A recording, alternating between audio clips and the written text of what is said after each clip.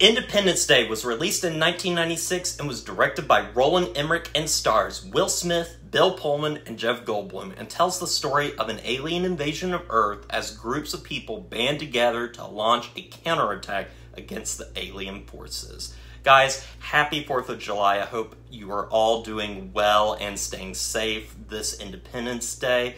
And this is a film that I have been really excited to talk about because it is a film that is so ingrained in the public consciousness. It's a movie that everybody seems to watch around the 4th of July due to the fact that this film is called Independence Day. It takes place on July the 4th and yet has nothing to do with the actual 4th of July, but yet it's a film that we remember for that day in particular, and it's just a fun film to watch overall. But I have to say that I never watched this film until only last year. I've heard so much about it. Again, people talk about this film all the time. It made Will Smith a superstar overnight and put Roland Emmerich on the map, and also created this whole new genre of disaster films that really have not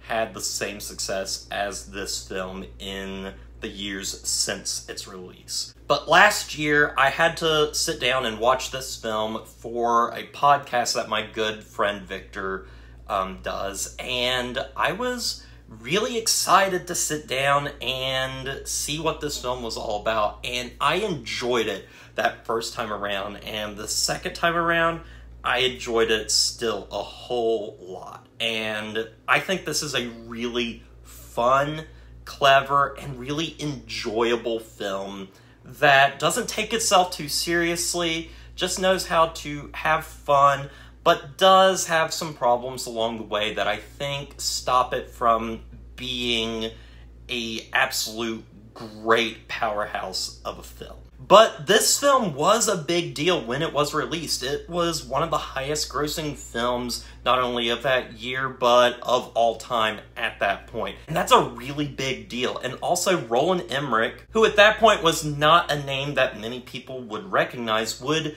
continue to chase the success of this film and never would really truly get the same results. In fact, Roland Emmerich is kind of infamous for making Independence Day many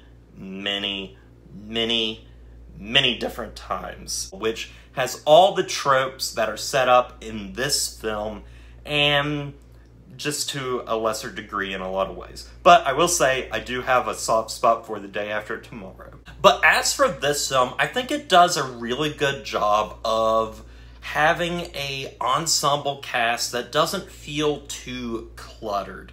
Everything is very streamlined in this. You only focus on a handful of characters. Your main focus is mainly on Will Smith, Jeff Goldblum, and Randy Quaid's character, but you also have the president, played by Bill Pullman, who's involved in all of this. And I like how we start out the film with these 3 to 4 different perspectives, and we see how they are dealing with this alien invasion in their own way.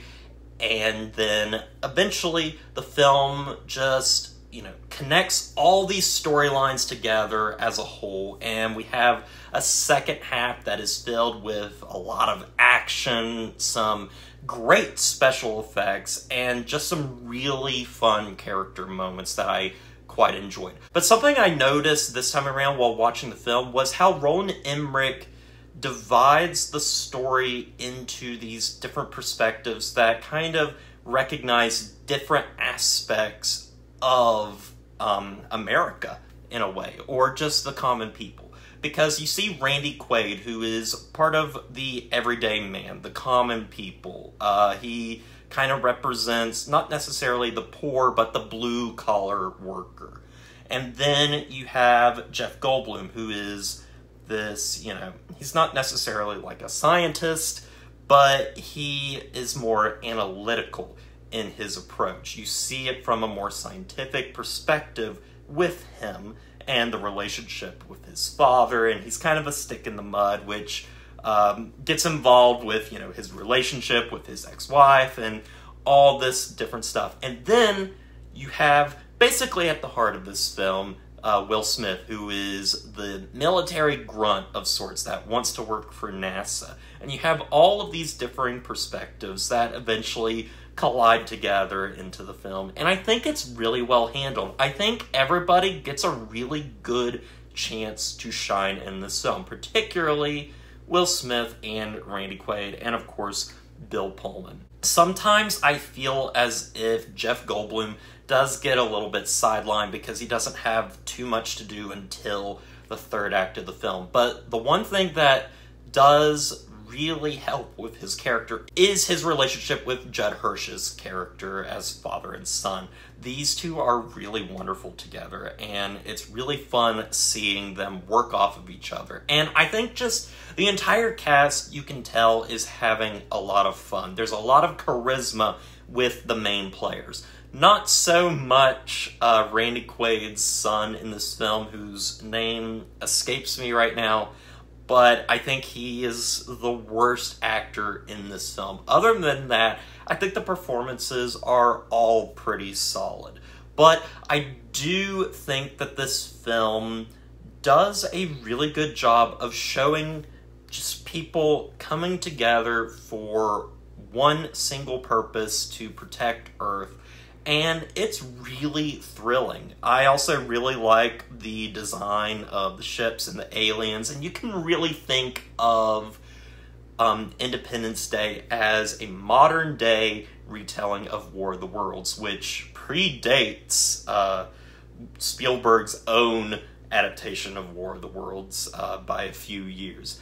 But I think that this does a really good job of updating the alien invasion story that seems kind of tired at this point and breathes some life into it. However, as much as I enjoy aspects of this story and its characters, I also have to kind of talk about this where it tries to be an ensemble piece that's about the world uniting together, and yet its focus is mainly on the U.S. as a whole.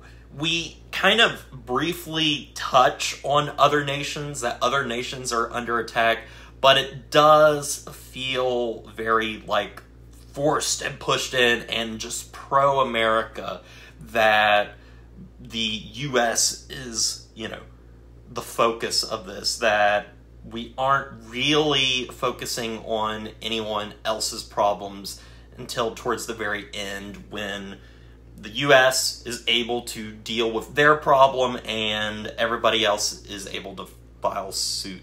Also, there's some cultural appropriation later on in the film, specifically with Africa, how Africa is shown in this, and it's very awkward, a little bit just kind of tasteless and racist a little bit. But they don't dwell on it too much, and the rest of the film, I think, is perfectly harmless. It's a fun summer blockbuster kind of film that, again, doesn't take itself too seriously, but yet has some really thrilling moments with some great character beats, I think, at least.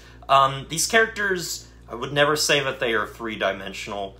They're kind of maybe two-dimensional at best, but they get the job done, and the charisma of the actors is really what pushes you through. I also have to touch on the score, which is extremely thrilling and really fun to listen to, and it's bombastic in all the best ways, and that is something I really enjoy. I love a good soundtrack, and I think it really fits with this film very well. I also think that the third act of the movie doesn't skip a beat. It's thrilling from beginning to end. It's fun and also pretty dramatic. There is the moment when Randy Quaid sacrifices himself to destroy the mothership, and it's really, really good, well executed, and it's sad that this was probably the best executed Roland Emmerich would ever get with any of his films. This movie is just so much fun. I don't know how else to really describe it. I think it does have its flaws with some of its characters and how it just is so pro-America when this is kind of a universal story, and it doesn't really like focus on that, and I wish it did, but that doesn't make me think that like this is a lesser film because of that. It's still really, really solid in the end. It's just not one of my favorites, but at the same time, this is definitely a film that I am going to revisit. And also, if you have not, and if you have the money to spare, please pick up the 4K of this film, because I've watched this on 4K the 2 times I have, and it's incredibly well detailed, just how well it looks. It looks amazing and sounds amazing too.